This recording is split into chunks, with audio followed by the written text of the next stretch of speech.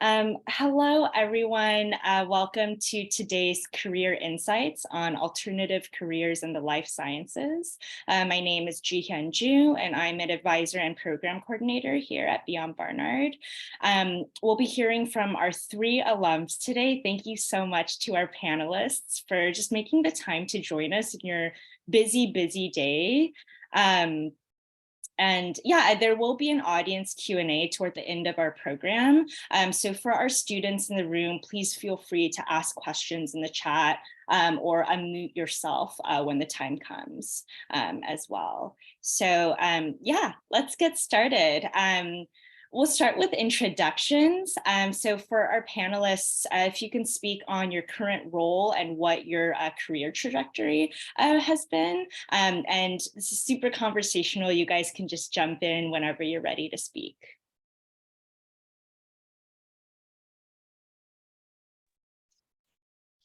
So maybe I'll get this started. I'm Mary Kujapu. I graduated from Barnard in 2004, so it's been a little bit here. I'm currently the U.S. Medical Director for Rare Liver Diseases at Alexion, which is a part of AstraZeneca Rare Disease Business Unit. At Barnard, I actually studied neuroscience and behavior, and I was very interested in sort of basic sciences, and that's really how I started my career or interest or research there. I did research up at Columbia Medical Center when I was a senior in college. So that's how I started getting more and more interested in research, which then ended up my first job outside college was as a research coordinator at Mount Sinai in New York City. And I spent 2 years there, and I thought I was um, uh, so thinking that I was going to go into academic science. This is where I really belonged, and I went up to Yale to get my PhD in molecular biology. And um, as I was doing all of this in parallel, I always had an interest in communications. So at Barnard, I was a part of the Barnard Bulletin. I was a writer, contributor, and then an editor. And then when I was up at Yale, I was a writing fellow. So I always sort of thought of these as two separate but parallel roads where I had this hobby where I like to write about science, and then I actually but was a hardcore bench scientist. Then at the end of graduate school, I came to this realization that, what, if people actually pay you to write about science, and if you want to do a lot of very focused writing, even to not a lay audience, but to academics, that is a possible career. So I went into medical communications, where it's a lot of writing about scientific data, clinical research data. And from there, I sort of evolved, taking different roles within pharma, and I've arrived where I am today.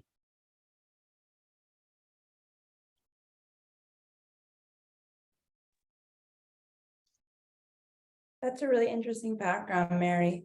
Hi, everyone. I'm Victoria. I graduated Barnard in 2017. And I would say really, right now I'm currently a life sciences and healthcare consultant at Deloitte, but just reminiscing to my time at Barnard, I would really say that I got started in this industry while I was at Barnard. The end of my sophomore year, I had an amazing internship at a medical device and digital health platform startup. It's called BeCare Link. And since then, it's really grown. But during my time at Barnard, when I was interning that summer, I really got excited and really interested in this work. I continued interning there for the remainder of my time at Barnard. So my junior and senior year.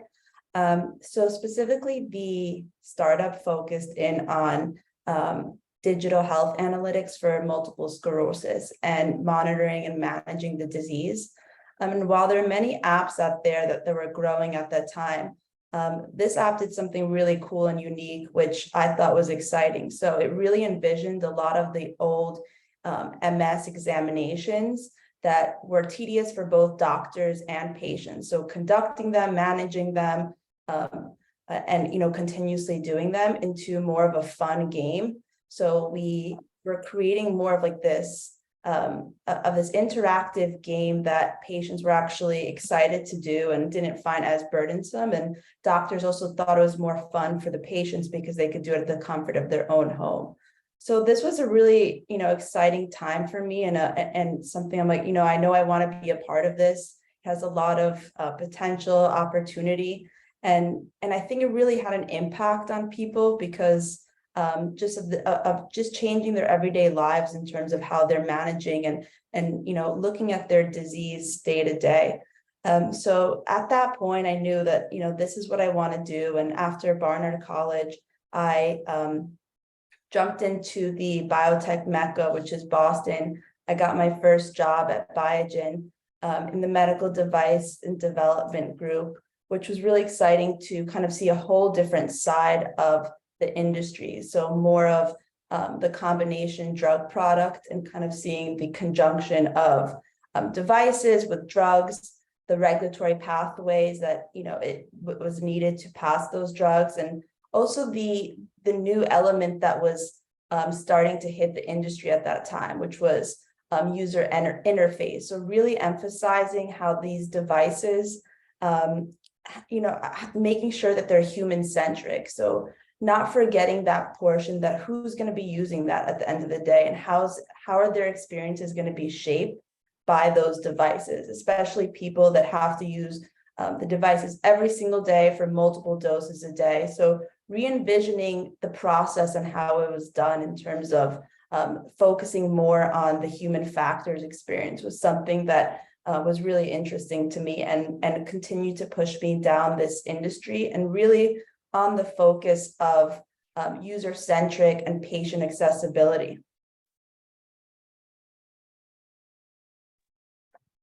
Hey all, I'm Betsy. Super interesting to hear from the other panelists. I'm class of 2019, so I'm a bit earlier in my career, and am glad to be here and glad to be sharing my experience. So I graduated in 2019, like I mentioned, and was the last year before the COVID pandemic started. And I'm a science and health journalist who focuses on data and investigative journalism. So a lot of my career so far really has been covering COVID. When I graduated, I started working for a data journalism startup that I had also been interning at prior to graduating. And then after about a year and a half there full time, I left that position and went into freelancing. So right now I have kind of a hybrid job where I'm part-time freelance and I'm part-time at a nonprofit called Muck Rock that focuses on public records and investigative reporting. And then I also write a newsletter and blog called the COVID Data Dispatch that is focused on pandemic data. So really for me, it's all kind of writing about COVID, communicating about this ongoing crisis, and finding various kind of subtopics and different interests within this, I would say, pretty broad realm of COVID coverage. Yeah, I think it's just speaking to my time at Barnard, I was a double major in biology and English. So I was really doing both of those things at the same time. And I found extracurriculars that kind of allowed me to explore science writing. So I was a writer and editor for a blog, and I was also a writing fellow. And I was part of the early group of science fellows in the Writing Center that I talk about more later. Yeah. Wonderful. Thank you all so much for sharing. And I know all of you guys touched briefly on what you majored in and a few of the sort of internships and activities that you held throughout your undergraduate career. But I'm curious, can you speak on how you've utilized your education during your undergraduate career to build on the path beyond, to build on your path beyond the classroom? When Victoria and Betsy were describing some of the internships and things, I realized that there were things that I also did at Barnard during my years that really helped shape some of these things. And one of them was I worked at the Alcoholics Anonymous magazine. They were digitizing everything in 2002, 2003.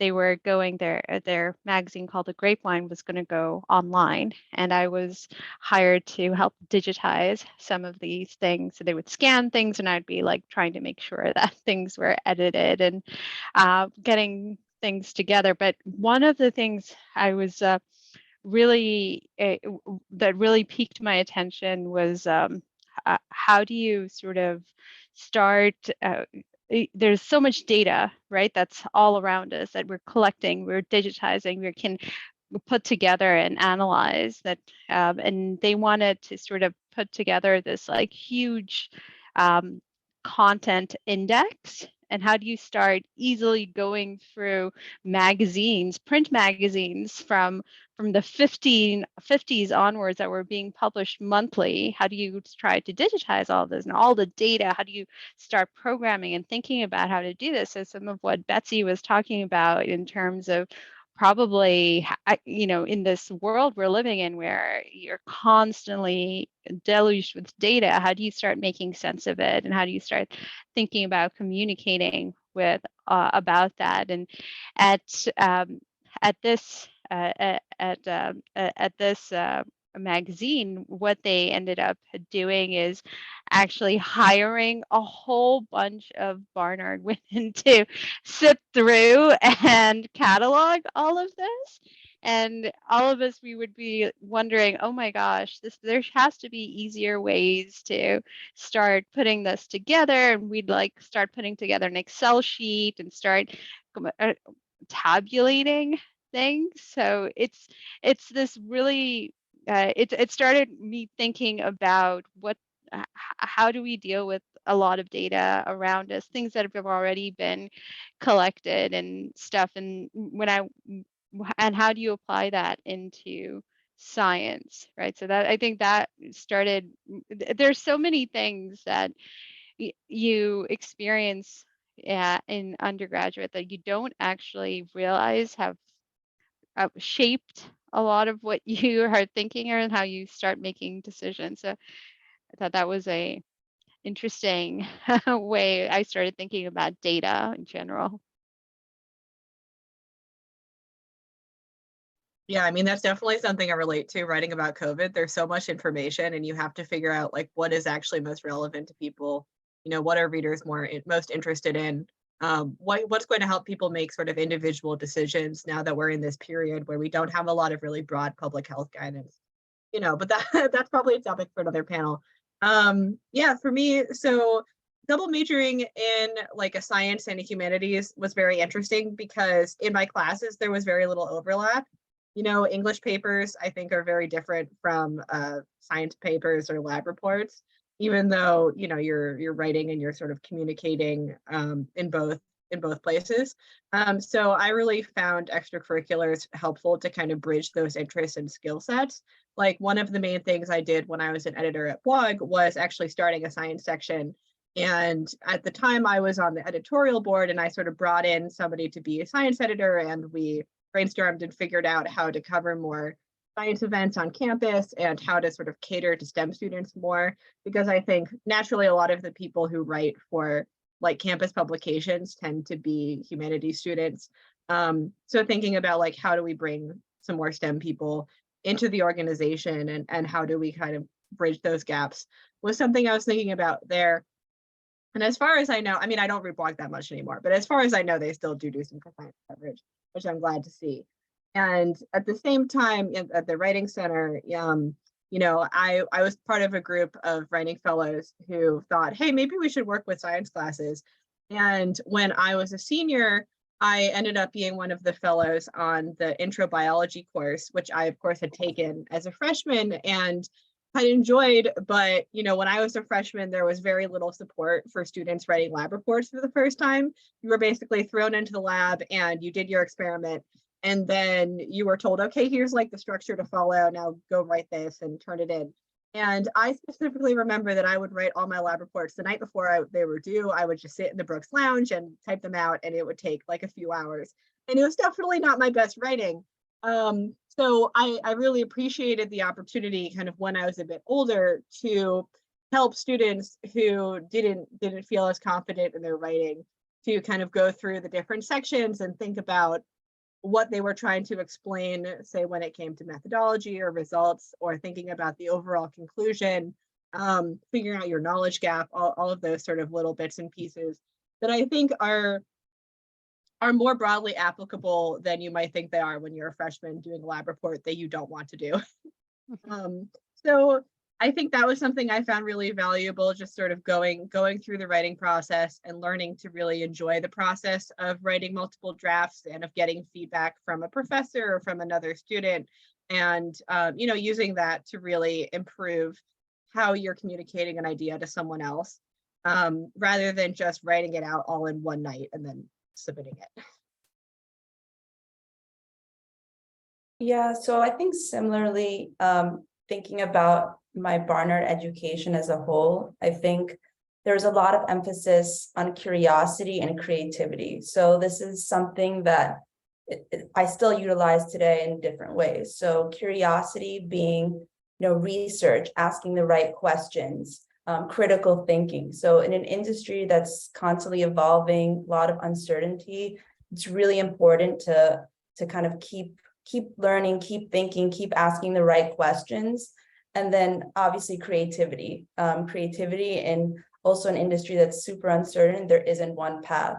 Today's panel, it's called Alternative Careers in Life Sciences. So there isn't one way. So it's taking that creativity and defining it in the way that, you see as best fit and the way that you can make the most impact, which there's a lot of room for today, given, the healthcare system today. And, we're slowly coming out of the pandemic, but definitely other big health issues that are still remaining and looming as well.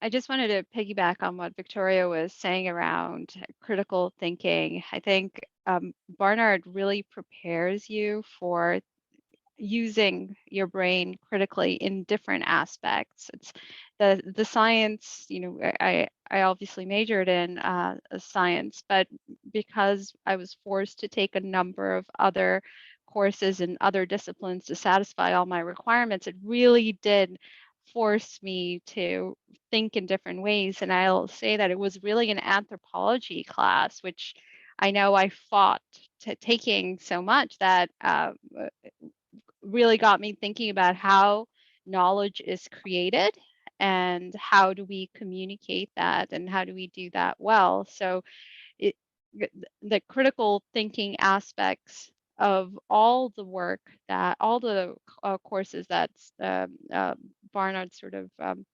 offers has always helped me and has sort of laid that foundation for what Victoria was also mentioning in science. Things are changing constantly, and it helps you figure out how to ask those right questions, right? And figure out possibly, what is the next wave? How do you predict what can happen next? And I think that's where a lot of the thinking that Barnard sort of started honing has helped.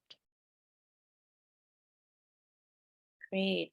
Just building off the thread of the previous question, and I'm wondering what are some key skill sets that are essential to your field? And just tagging on another question there, which skill sets would you say have carried over to the different positions you've held throughout your career thus far? Yeah, I would definitely echo what Mary just said about critical thinking and asking questions. I mean, as a journalist, you have to be able to interview people. You have to be able to, particularly in my position as a science journalist, I'm often talking to people who are experts or who are kind of at the top of their field, and maybe know a lot about a particular topic.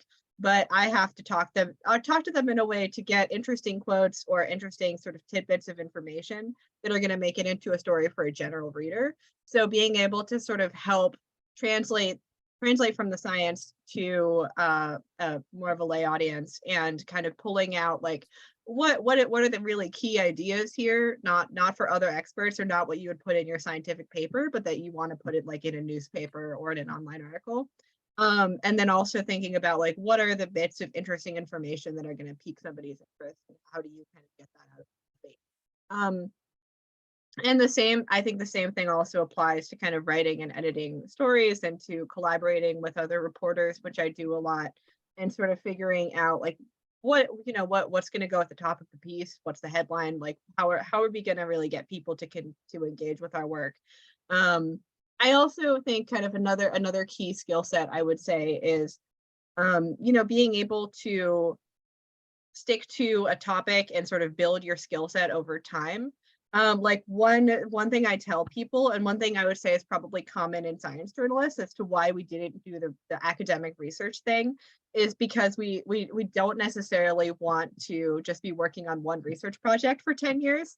That's why I say I could never get a PhD. Like that's not what I'm interested in. But then at the same time, I do find a lot of value in what I learned doing research projects at Barnard, and sort of doing internships that were research focused, in that you do have to be able to kind of dedicate yourself to a topic and read books and read lots of papers, and know how to like search scientific literature, and be able to sort of build on your knowledge over time. Like I've written a weekly newsletter about COVID data for like 2.5 years now, and I'm learning new things every week, and I'm trying to sort of communicate that with consistency to my readers. Some of whom like rely on me as their main source of pandemic news, which is very weird, and I don't condone that, but it is the case. So it's kind of thinking about how to be reliable, and how to be like trustworthy for people, how to be transparent about what you're doing and where you're getting in your information. Like all of that is important. Yeah, in a field that's definitely constantly evolving and changing, I think being adaptable, agile is really, really important. So, weaving on those threads of critical thinking and continuing to learn. I find myself as a consultant, I'm still learning new skills. I still need to be, having my finger to the pulse, learning all the new skills that are relevant in the industry today, whether that's more advanced health informatics or new regulatory pathways. It's just constantly changing, especially as technology is evolving and really making a mark within the life sciences space. I would even say it's more important than ever to continue to continue to learn and continue to be agile.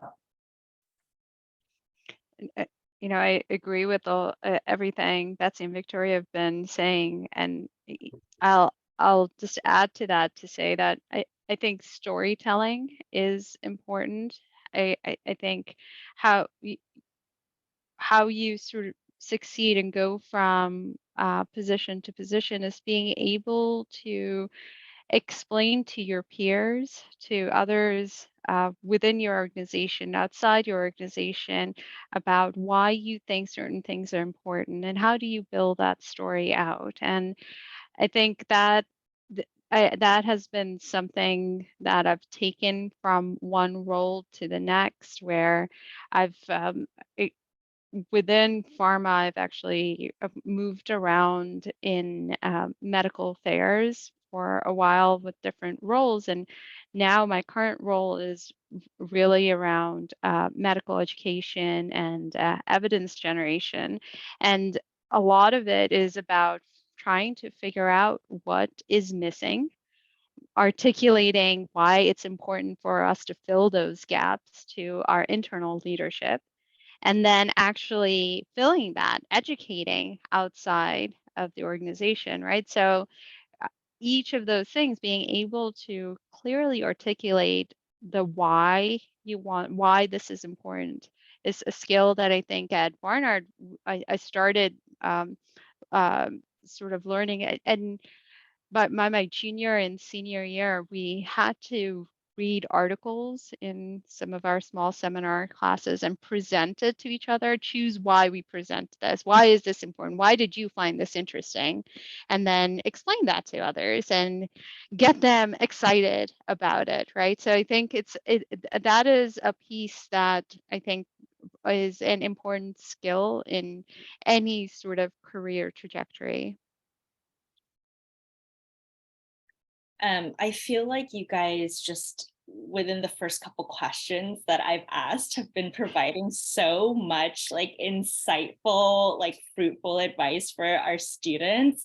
But I do want to take a moment to put some specific focus. Like, what advice would you give to students who are currently studying a subject in the life sciences or are interested in pursuing sort of an alternate path within this industry?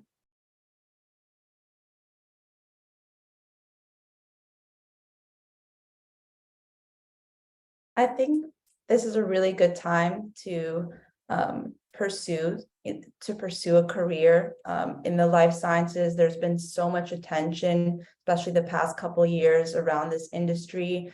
And I think Barnard is really well positioned to help its students. I think more than ever now they know that they have the pathway program, the School of Public Health.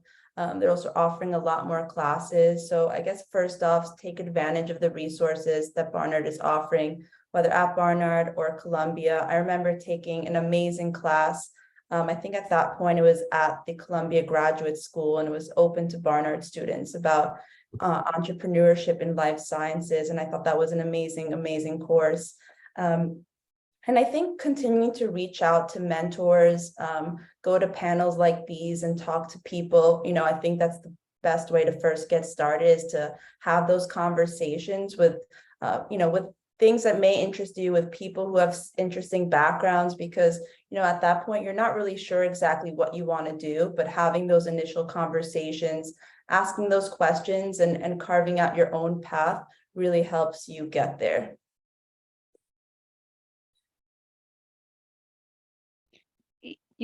One of the things I would say is nothing's set in stone, right? Like you can always change. I'll say that when I was at Barnard, I was so convinced that I was going to be a professor somewhere, that is where I was going to end up. And I I decided to sort of work towards that, and then everything I did sort of try confirm that more and more. And by the time I got to the point where, yes, that would be my next step, I decided, no, I'm just going to abandon it all and move somewhere else and build something else. And I think that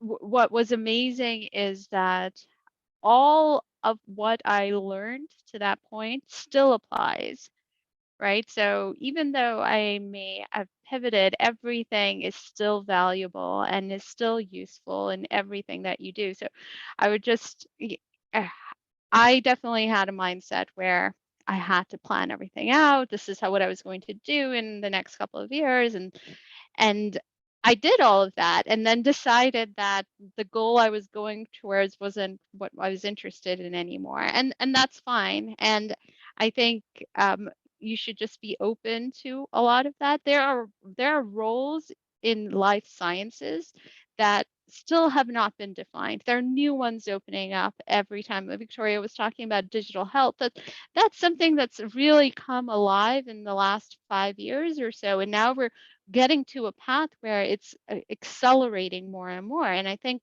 in the next 5 years, there will be something brand new that we haven't even thought of yet. So there's keep your horizons open, right? Like don't feel like you have to commit to something right now. And if you do, you decide to change, had to change your heart, that's fine too.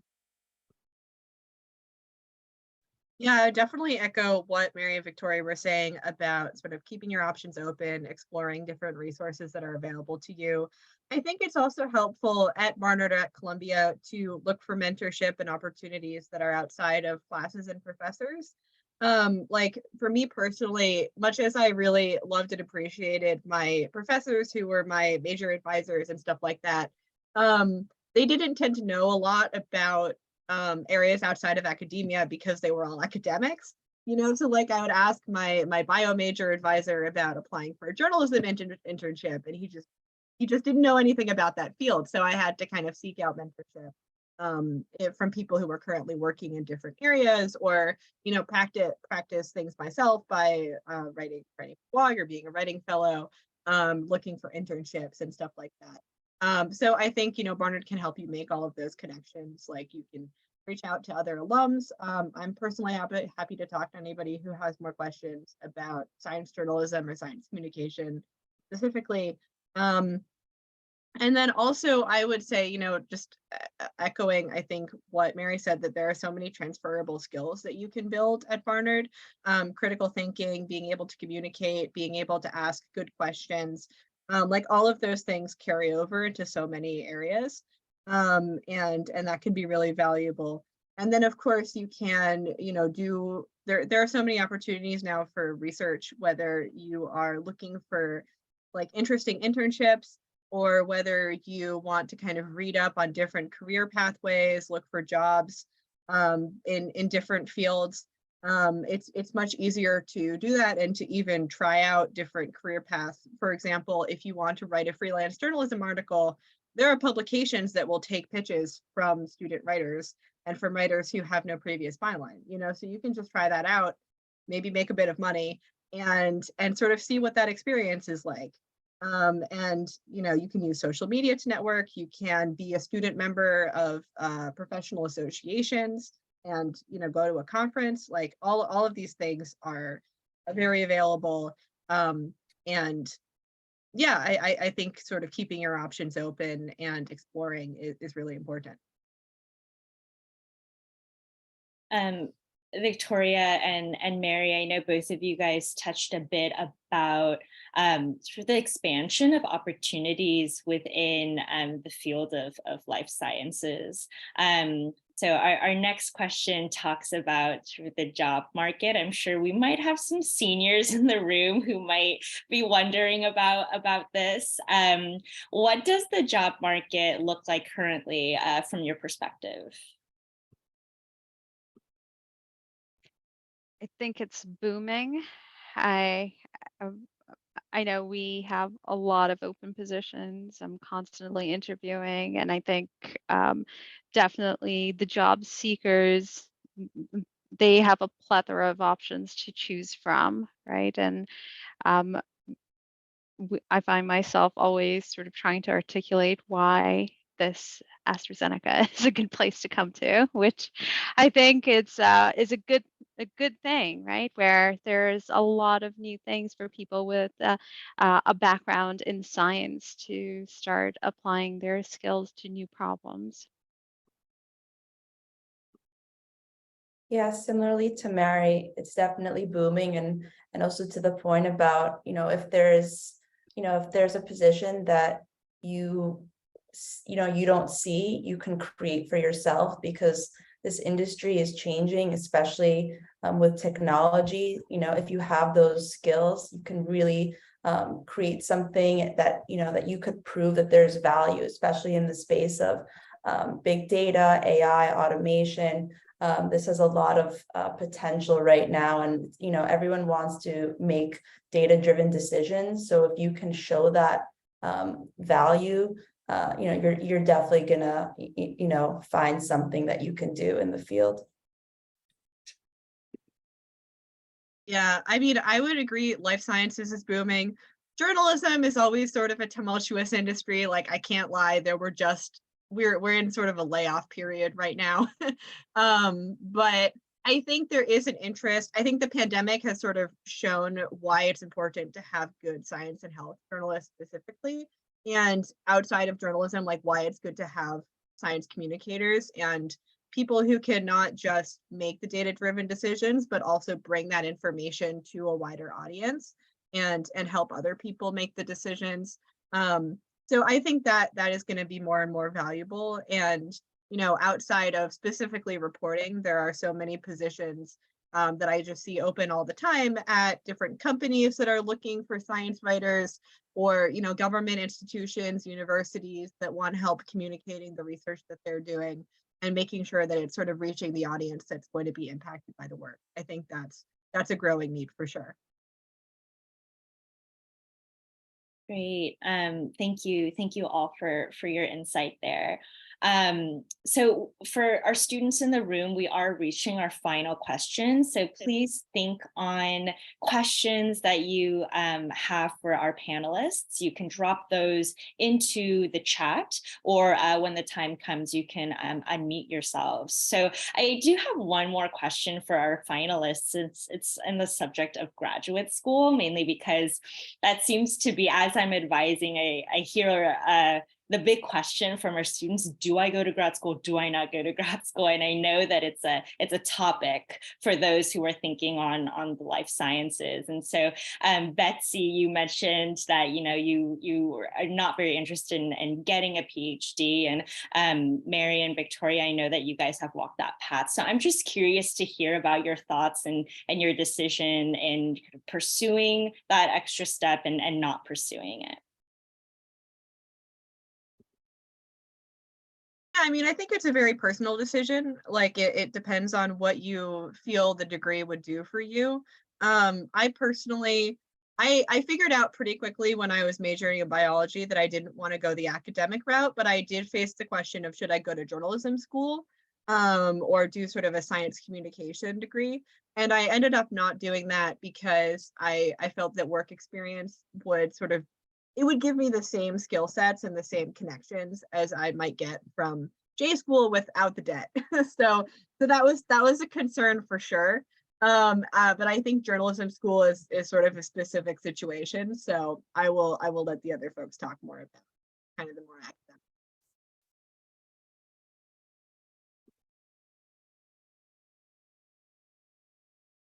academic. So for me, it was a fraught decision. I did take some time off after Barnard to actually test the waters to see if I really wanted to do research for on one project for 7 years. It took me for my PhD. So I spent 2 years really testing that out, and I found that I really enjoyed both the research at that point, and I was actually also teaching some research techniques to med students at Mount Sinai, so that I liked that teaching aspect as well, which is why I really wanted to pursue a PhD. And I chose the program at Yale specifically because it was pretty broad. It was molecular, cellular, and developmental biology. So you got to really have at least hear about a lot of different aspects of biology. So I still had that breadth. And I also knew that Yale had a very good sort of biotech incubator space where uh, things from the lab could be translated into real therapeutic options at the other end. So I think all of those played into my decision to go or pursue a PhD. And then I, where I am today, I do need the credentials behind uh, my name to be able to do this role. So I think it has really helped me, even though it is alternative. It's not really a traditional path. Similarly to Mary, I also pursued my graduate studies at Yale, but I definitely do value the work experience I had right after college and then going into grad school. So I got my master's of public health at Yale, Yale School of Public Health. It was under the Yale School of Medicine. But I think that it's hard to choose one over the other. I think that having that work experience is important, but also, some of the skills that you gain with grad school is really valuable, not only to the job search, but also while you have your job. And the graduate degree that you get can vary, of course, once you're in the space. So it could be a PhD, it could be a master's. that's also something that you kind of find that what fits for you and what you want to do as you explore, whether an undergrad or after you get a sense, once you start working, what that is that you want to do. And it could, in my opinion, learning and graduate school can only help you. But, you obviously a person can learn without school, especially with all the available resources that exist with online learning today. But, there are trade-offs for both, and it is worth considering just based on an individual basis. Thank you so much. I know I sprung that question onto our panelists there. So I'd love to open up the floor to our students in the room for any questions that you have for our panelists. As mentioned, please feel free to drop them in the chat, or you can also unmute yourselves and ask away. Yes, Emily. Hi, thank you all so much for coming to talk today. It was really nice hearing your stories and hearing your advice. But one thing that I've heard, like a theme that has been mentioned a couple of times, is mentorship. So I'm wondering, how did you choose your mentors, and how or when did you know they were a good fit for you?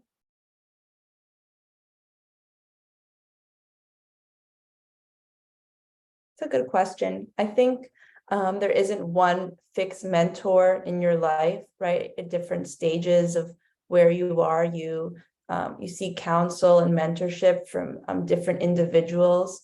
And I think that could vary, while you're at school. It could be a teacher, it could be an older peer or student, it could be, a lab instructor, or it could be someone that you find on LinkedIn that, that you think has a very interesting background that you reach out to.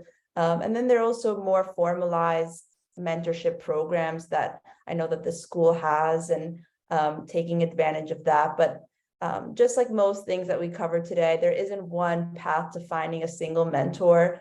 It takes a little bit more creativity, different skills to find, people that you want to learn more about. I think that's a good way to first start, without being like, I need one mentor. Just someone you want to first talk to, ask a couple of questions with, maybe grab a coffee with, just kind of gain their insight, ask a couple of questions, what their experiences was like, and then kind of take it from there and see the natural course of that relationship. Yeah, I think that's been sort of my approach as well, as Victoria was mentioning. I've usually just gone up to people who I've admired, maybe after a talk, or I've seen something else that they've done, and just ask whether they'd be willing to chat further. And in the course of conversation, ask them advice on problems or things that I'm thinking about currently, and that seems to change over time. And I've never had a formal mentorship relationship with anybody. As things change, I just, people are always willing to talk and help and provide that advice. I've, uh, I've just tried to network on LinkedIn. Sometimes I know somebody, I've asked them. Every time I ask somebody a couple of questions, I always end by asking them, is there anybody else you would recommend I speak to about this problem I'm having right now? And they'll recommend somebody, and I'll reach out to them. And until I feel like I've gotten some good input on this and I've decided on my next step. So yeah, people are always willing to chat. Yeah, I would say in terms of where to find mentors, there's sort of more formalized ways to do it. So for me, one thing I did as a senior in college that was really helpful was joining the National Association of Science Writers as a student member. So I was able to get on the association's listserv and see what professional science writers were talking about. And I got a small fellowship to attend a conference that was actually a science conference, but is such a big science conference that a lot of journalists go to it, and they're kind of journalism networking events, and there's like a career fair and other stuff kind of attached to that. So that was one way that I met other journalists who have kind of been mentors for me over the time. And then also more informally, I think social media is great. I mentioned LinkedIn. I'm a big Twitter person, although we'll have to see what happens with that social network in our current environment. And yeah, I think people are always happy to talk, or if you follow somebody on social media, or if you follow like a newsletter or other kind of platforms like that, it can be really helpful to just reply back to the person and see if they can answer some questions for you. I know I'm always happy to do that personally for other folks. Thank you so much. Yeah, I love what's being said about people are always happy to talk. I actually feel like students don't know that, but there are so many people that are happy to talk and share their insight and their time as well. So thank you so much for mentioning that. Yes, Alexandra. Hi, thank you all so much for your advice and insight. It's been super helpful. I had a couple of quick questions. The first one, kind of for everyone, I was wondering what a typical day in the life looks like for you in your current job. And then as my second question, I think this is mostly for Victoria because you mentioned biotech, but I'm loosely interested in biotech, but I honestly don't know what a job in biotech looks like, whether it's more research or whether it's more science communication, or if it's more business or kind of all of the above. So I'm curious if, from your experience, what does a job in biotech really entail and look like?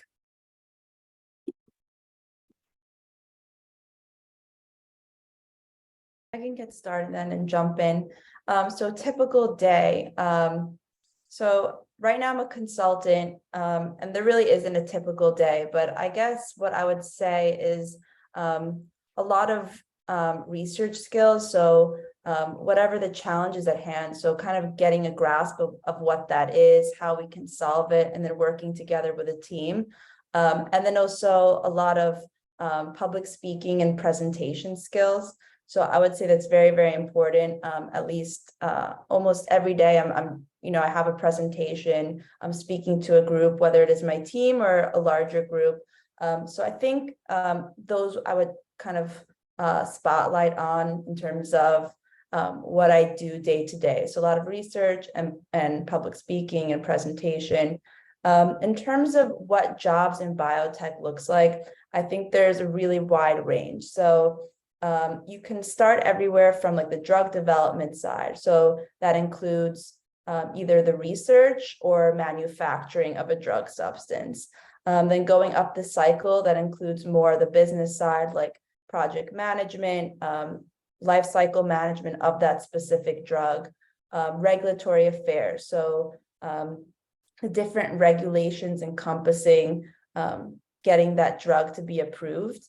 And then as well as more medical affairs. So once that drug is approved, monitoring safety, medical communication. So there's definitely a lot of jobs within that cycle of biotech. And then you have a lot of jobs encompassing the industry, right? So you can have different healthcare systems that come into contact with biotech, the funding, so VC, different investment banks, or a lot of startups are involved in biotech. So venture-backed startups are really big now in the biotech space. So there's definitely a really, really large range of what you can do. And I guess to learn more about the industry, I start off, reading a lot more. There's a lot of specific biotech news like Stat, Fierce, kind of to get a sense of what is happening in the industry, and then also learning about different positions that exist across the biotech space. I just wanted to also mention there are now all of these summer internship programs that are offered through a lot of biotechs and pharma. I know I had a summer intern last summer from undergrad as well, and I think it's a nice way to sort of see all the different aspects of things in a short span and figure out what you like to do. You asked about a day in the life, and each of the days for each of these different roles is very different. So you get to sort of try out, what do you like to do? Do you like working in teams and, presenting a lot, or do you like digging into data and trying to see the best way to synthesize that? Or there is a role for sort of all types of interests, right? Or if you're creative, we had a whole thing about how do you try to describe how this molecule works visually, right? So there's like a whole drawing competition, cartooning competition, and it was like I think all different types of skill sets. Looking at this problem is something that biotech pharma can sort of accommodate, but it's more about your interest and where do you want to go with it. Yeah, I would say for me, a typical day usually includes a mix of interviews, so talking to scientists and other sources for stories, and then, writing emails, answering emails, setting up interviews and meetings, writing the actual stories themselves, addressing edits, talking to my editors. Since I kind of mentioned I have a hybrid job, so I'm part-time at one publication and then I freelance for several others. So I'm usually working on anywhere from 2 to like 5 or 6 stories that are in various publication stages, from the initial ideation and pitching to the reporting, writing, editing, and then usually promoting something after it's published. So I'm usually kind of in a mix of places for different stories at the same time.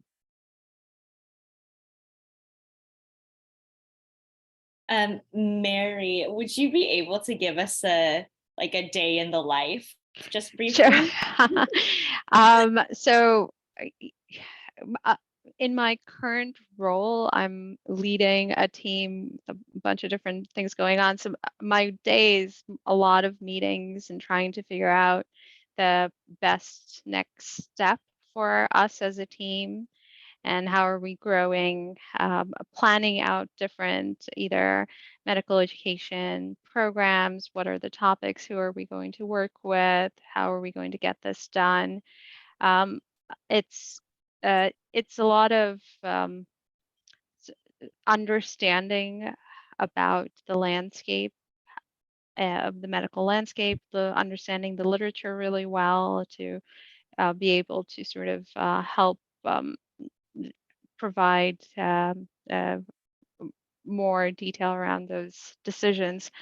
But before this, I was very specifically in medical communications, where it was very much looking at the data, uh, putting together manuscripts, peer-reviewed articles like uh, I think it was Betsy who was mentioning lab reports.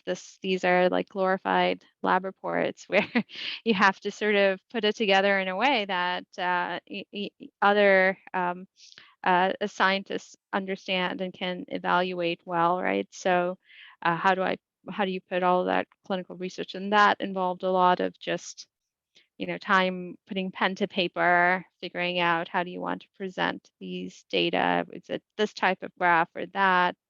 Talking to statisticians and then experts to really figure a lot of that kind of detail out. Excellent, thank you. We have time for one more question. Any of our students, if you have any lingering questions for all of our panelists or any of our panelists, this is your time.